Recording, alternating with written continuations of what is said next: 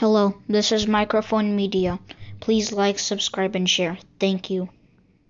ሰላም ጤና ይስጥልኝ እንደምን ዋላችሁ እንደምን አደራችሁ በመላው ዓለም ላይ ያላችሁ አድማጮቻችን ሰላም ለእናንተ ይሁን ይህ ማይክሮፎን ሚዲያ ቁጥር 2 ነው ለማይክሮፎን ሚዲያ አዲሱ ቻናላችን ነው አድማጮቻችን አዳዲስ የሆናችሁ ሰብስክራይብ ያላደረጋችሁ ሰብስክራይብ አድርጉ የደወል ምልክቷን ተጭናችሁ ኦል ምትለውን ከተጫናችሁ ለህዝባችን ይጠቅማሉ ያስተምራሉ ህዝብ ሊያተርፍባቸው ህይወቱንም ሊያተርፍበት ይችላል የምንለውን ሐቅነቱን አረጋግጠን ወደ እናንተ ቶሎ ብለን አፕሎድ ምናረገው ወይ ምንለጥፈው ነውና ይሄንን ቶሎ ብሎ ትኩስ ይያለ እንዲደርሳችሁ ዩቲዩብ ወይም ጉግል ወደ እናንተ ኖቲፊኬሽን ወይ ማስታወቂያ ይልክላችኋል ስለዚህ ይሄ አዳዲስ ስለሆናችሁ ነው ምነግራ ያለውት ላይክ ማድረግ ምንም የምትከፍሉበት ነገር የለም ላይክ አድርጋችሁ ጀምሩት ሰብስክራይብ ያላደረጋችሁ ደግሞ ሰብስክራይብ አድርጉ ይሄንን ያልኩኝ እንግዲህ ዛሬ ይዘንላችሁ መተን ያለ ነው እንደምታዩት ያላችሁ ሁለት አይነት ድሮኖች አሉ በቀኝና በግራ ያሉት ድሮኖች ቻይና ሰራሽ የሆነው ዊንግ ሎንግ የሚባሉት ረጅም ክንፍ ያላቸው ድሮኖች ናቸው በርቁ ደግሞ ከመሬት ወደ ላይ ከፍ ብለው መብረር የሚችሉ ድሮኖች ስለሆኑ በጣም አራጭነታቸው በጣም የላቀ ነው ከቲቢቲ ድሮኖች መሃል ላይ የምታዩት ያለችው ደግሞ ቱርኩ ሰራሽ የሆነውን ቲቢቲ ድሮን የሚባለው ነው ቲቢቲ2 ይሄንን ድሮን እነዚህ ሁለቱም አሉ ዊንግ ሎንግም አለ ቲቢቲም አለ ራሱ አራክታል የሚባል የኢራንም አለ የኢራኑ ብዙ ጊዜ አይጠቀምበትም የኢትዮጵያ አሁን ግን ዩናይትድ አረብ ኤሚሬትስ ለኢትዮጵያ ሰጥታች ያለችው ዩናይትድ አረብ ኤሚሬትስ ለምንድነው ለኢትዮጵያ ድሮኖች መታገዝ ያለችው ወደ ኢትዮጵያ ደግሞ ዩናይትድ አረብ ኤሚሬትስ ገብተዋል የምትሉት ምንድነው ግንኙነቱ የምትሉትን ሙሉ ለሙሉ ኢንፎርሜሽኑ ይዘንላችሁ መተናል ከኛም ከሌላም ያገኘነውን እናሰማችኋለን ትክክለኛነቱን ከዚህ በፊትም ፕሬዚደንት ኢሳያስ ተናግሮት እንደነበረ ታስታውሳላችሁ የቀይ ባህርና እስከ ባህረ ሰላጤ ታች ድረስ መያዝ የሚፈልግ ማን እንደሆነ ተናግረዋል ግን አሁን እነዚህን ድሮኖች ገብተዋል እንደምታዩት ያላችሁ ድሮኖች ወደ ትግራይና ወደ አሰብ የሚላለን አንድ አርስት ሁለተኛ ጦርነት በአፋር በኩል ተጀመረ ማንና ማን የጀመሩት ከማጋ ነው የሚዋጉት ለማን ነው የሚዋጉት ይሄንን እንነግራችኋለን ኤሚሬትስ አዲስ አበባ ገቡ አዲስ አበባ የት ሆቴል እንዳረፉ እንነግራችኋለን በእርግጠኝነት እስከነ ፎቶግራፉ ነው የደረሰን እነዚህ ለምንድነው የመጡትስ እሱ በዝርዝር እንነግራችኋለን ኤሚሬትስ ወደ አዲስ አበባ የገቡበት ከድሮኖቹ ጋር የተያያዘ ነው ይሄን ያልኩ አሁን በቀጥታ እስቲ ይችን ላሰማችሁና አጭር ነች በጣም ከዛ በኋላ ቀጥታ ወደ አርስታችን እንገባለን ይች የተያያዘ ነው አሰብ ጉዳይ የኤሚሬት ጉዳይ ነው የኢትዮጵያ ጉዳይ አይደለም ለኢትዮጵያ የባህር መውጫ በር ፍለጋ ሳይሆን አብይ አህመድ ለኤሚሬት በገንዘብ ስለተቀጠረ ቅጥረኛ አገሪቷ የቅጥረኛ ተዋጊ ካምፕ ነው ያደረጋት ኢትዮጵያን መርሰነሪ እንደሚገዛው ኢትዮጵያን ነው የገዛቻት ኤሚሬት በብር ኦህዴድ የሚባል ቲም ደግሞ አገሪቷን እየዘረፈም አጠቃላይ ስልጣን ተቆጣጥሮ መቆየት ይፈልጋል እየዘረፈ በስልጣን ለመቆየት ደግሞ ምን ያስፈልገዋል ገንዘብ ያስፈልገዋል ዲፕሎማሲያዊ ድጋፍ ያስፈልገዋል ወዘተረፈ ለእንደዚህ አይነት ወንብድና ኤሚሬት አሰብን በኃይል መያዝ ስለምትፈልግ አሰብን መያዝ ለምን የሚል ነገር ልታነሱ ትችላላችሁ ትረዱታላችሁ ማትረዱት አካላት አሰብ ላይ ገልፎች ነው ግብግብ ያረጉ ያሉት ገልፍ ብቻ አይደለም ሀያላኑ በሙሉ እቺ የበሬ ግንባር የምታክል አገር ጅቡቲ የ6-7 ሀያላን የጦር ካምፕ ናት ትልልቆቹ አሜሪካን ቻይናን ጨምሮ ወታደራዊ ካምፕ አልጨረስንም እንጨርሰዋለን ግን ምንድነው የሚል ያለው ዋና መሰረቱ ዩናይትድ አረብ ኤሚሬትስ ጦርነት ነው ቀይ ባህር ይሄ ማን ብሎ ተናግሮት ነበር አልኳችሁ ፕሬዚደንት ኢሳያስ አሁን ግን ጦርነቱ የሚካሄድ ያለው ሊካሄድ የታሰበው ለማን ነው እውነት ለአሰብ ነው ወይ እውነት ለወደብ ነው ወይ ወይስ አሰብ ቢይዝስ አብይ አህመድ እዛው ያቆማል ወይ እሱን በሙሉ ዝበዝርዝር እንሄድበታለን አድማጮቼ ቀጥሉ ግን እቺን እናስጨርሰው ሀብታሙ አብዛኛው ሀገራት የምዕራብ ሀገራት ካምፕ አላቸው ወታደራዊ ቤዝ አላቸው በጅቡቲ ኤርትራን የወታደራዊ ቤዛቸው ማዕከል ለማድረግ የሞከሩ አካላት በተለያየ መልኩ ሳይሳካላቸው ቀርቶ ነው ኤሚሬት አሰብን በወደብነት ልከራይ ካለች በኋላ የጦር ቤዝ ለማድረግ እንቅስቃሴ ስታደርግ ኢሳያስ ፊቱ ዞር ኤሚሬት የጅቡቲንም ወደብ ተዋውላው ነበረ ካገኘች በኋላ ውሏን ሰረዘች። በአንድ በኩል ጅቡቲ ከፈረንሳይ መዳፍ የምትወጣ አይደለች። ውሏን ሰረዛ ኤመሬትን አባረረች። በዛ ንዴት አሰብ ሄደች። አሰብ ያለውን የድሮን ስቴሽን ገነባች።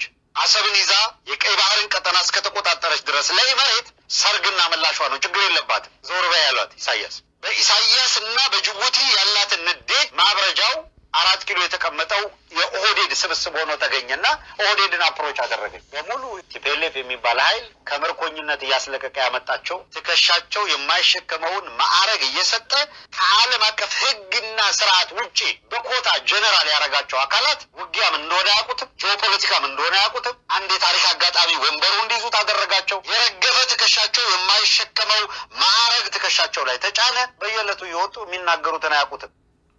አሰብ ጉዳይ ሰምታችሁታል። እንግዲህ እዚህ ላይ ምንም ልዩነት የለኝም። በጀነራሎቹ ሁሉም ምርኮኞች እንደሆነ አሳይተናቸዋል። መቼ የት እንደተማረከንም ቲፒኤልኤፍ በሙሉ ከባጫ ደበሌ በስተቀር ባጫ ደበሌ ኤርትራ ነው፣ ሻዕቢያ ነው ማርካው የነበረችው። ሌሎቹ በሙሉ ጀነራል ተብለው ያሉት ከፍተኛ ማዕረግ ብቻ የተሰጣቸውን የኦህዴድ ብልጽግና ሰራዊት በሉት ወይ ኢትዮጵያ መከላከያ ሰራዊት ነው የምለው እኔ እንኳን ምርኮኞች የነበሩ ናቸው።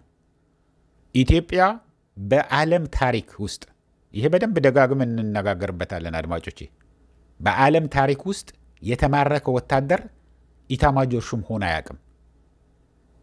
በመላው ዓለም ነው የምናገራቸው ያለሁት። በመላው ዓለም የተማረከ ወታደር ተማርኮ የነበረ ወታደር ኢታማጆር ሹም አይሆንም። ምክንያቱም ለሰራዊቱ ዋና አርአያ ይሆናል። በጥንካሬው፣ በጀግንነቱ፣ በሐቀኝነቱ፣ በሰብአዊነቱ ተብሎ ተመርጦ ነው የሁሉ ሰራዊት ኃላፊ የምታረገው። አንድ ቀን እኔም እንደሱ ሆናለሁ የሚል ነው። አሁን ግን አንድ ምርኮኛ በኮታ በብሔር ብሔረሰብ ተብሎ ስለነበረ ልክ ሀብታሙ አያሌው እንዳለው የተቀመጡ ናቸው እነዚህ ሰዎች እና እዚህ ላይ ልዩነት የለኝም። አሁን ወደ አርስቴ ልውሰዳቸው አድማጮቼ። ወደ አርስቴ ስንሄድ በከፍተኛ ቁጥር ያላቸው ድሮኖች ትግራይ ሰማይና አሰብ ሰማይ ብዙ እያንዣበቡ ነው። ያው ስለላ እያካሄዱ ነው ማለት ነው። ጦርነት የተኮሱት ምንም ተተኳሽ ምንም ነገር የለም። ግን በሙሉ በሚባል በምዕራብ ትግራይ አካባቢም በኦሞ ሐጀር የኤርትራ ቦታም አካባቢም በአሰብ አካባቢም ትግራይ መላውን ትግራይ መቀሌን እንቅልፍም ነስተዋቸዋል። ሌሊትና ቀን ነው። ድሮኖች በከፍተኛ ደረጃ እየበረሩ ነው የሚያድሩት ያሉት። ማን ነው የሚያበራቸው ያለው? እዚህ ነው ዩናይትድ አረብ ኤምሬትስ የሚመጣው። ዩናይትድ አረብ ኤምሬትስ ቴክኒሻኖች ከዚህ በፊት የትግራይ ጦርነት እያለ አድማጮች እንደምታስታውሱት ሁሉ ጊዜ ያኔ ስንነግራቸው እንደነበረ የቱርኮች ነበሩ። ምክንያቱም ለአብይ አህመድ ከፍተኛ እርዳታ ያደረገለት የቱርኩ ቲቢቲው ድሮን ነው። በተለይ የትግራይ ሰራዊት ቲዲኤፍ እስከ ደብረ ብርሃን ደርሶ እያለ ሜዳም ስለሆነ አመችም ስለነበረ ግልጽም ስለነበረ እዛ በድሮን ከፍተኛ ጥቃት ያደረሱለት የቱርክ ሰራሾቹ ቲቢቲ ድሮኖች ናቸው እንጂ የኢራኑ ምንም ነገር ሊሰራለት አልቻለም ነበር። እነዚህ ዊንግ ሎንግም አልተጠቀሙም ነበር። አሁን ግን ማን ነው በብዛት እነዚህ አንደኛ ከፍተኛ ርቀት ላይ ሆነው የሚበሩ ናቸው። እነዚህ ዊንግ ሎንጎቹ ረጅም ክንፍ ስላላቸው ላይ ሆነው መብረር የሚችሉ ናቸው። ሁለተኛ ቴክኒሻኖቹ ያለፈው ጊዜ ቱርኮች ነበሩ። ምክንያቱም የቱርኩ ስለነበረ ቱርኩ ስትሸጥልህ ድሮኖች በጣም ሰክሰስፉል እንዲሆን ትክክለኛ ሚሽኑን እንዲመታ አሸንፎ እንዲወጣ ስለሚፈልግ እዛ ቦታ ካሸነፈ ደግሞ ኢትዮጵያ ተጠቅመው የኔ ድሮን አሸንፈዋል፣ አዘርባይጃንና አርሜኒያ ሲዋጉ አሸንፈዋል፣ ሊቢያ ላይ ያሉትንም አሸንፈዋል እያለ ለመናገርና ለመሸጥ እንዲያመቸው የቱርኩ ፕሬዚደንት ጣይብ ኤርዶጋን ድሮኑ ሲሸጥልህ ቴክኒሻኖቹም አብሮ ነው የሚሄዱት። አሁን ግን የማን ቴክኒሻን ነው ገብተው ያሉት? የዩናይትድ አረብ ኤምሬትስ ነው። የዩናይትድ አረብ ኤምሬትስ ቴክኒሻኖች የድሮን አብራሪዎች። እነዚህ ድሮኖች እንደምታውቁት ሰው የላቸውም፣ ሰው አልባ ናቸው። መሬት ላይ ሆነህ ነው በሪሞት ኮንትሮል ነው የምትቆጣጠረው። እንዲቀለን ሪሞት ኮንትሮል አለ አይደለም? ቴሌቪዥናችን ስንከፍትም ስንዘጋም ድምፅ ስንቀንስም ስንጨምርም የምናደርገው ወይ ፍሊፕስ የምናደርገው ልክ እንደዛ ማለት ነው። እነዚህ በቀጥታ የሚበሩበትን ያለው ከፍተኛ ሃይ ሬዞሉሽን የሆነ በጣም አድቫንስድ የሆነ ካሜራዎች አሏቸው እና እነሱ ሲበሩ ምን ይሆናል? ፎቶግራፍም ያነሳሉ። የሚያነሱትንም እንዳለ መሬት ላይ ያለው ተቆጣጣሪ ያየዋል። መሬት ላይ ያለውን ሊመታ የሚፈለገውም ሰው ልትመታ የምትፈለገው መኪናም ለይቶ ይነግረዋል።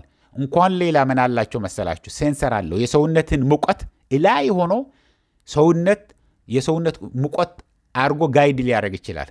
የት እንደተደበቀ አንድ ዛፍ ስር እንኳን ተደብቆ ከሆነ በሙቀት ይለካል። ሁለተኛ ነገር በስልክ ቁጥርህ ከታወቀ እነዚህ ጀነራሎች፣ እነዚህ ታጋዮች፣ እነዚህ በጣም ከፍተኛ ደረጃ ላይ ያሉ አመራሮች ስልክ ቁጥራቸው ከታወቀ ራሳቸውን ታርጌት መደረግ ይችላል በእነዚህ ድሮኖች ማለት ነው።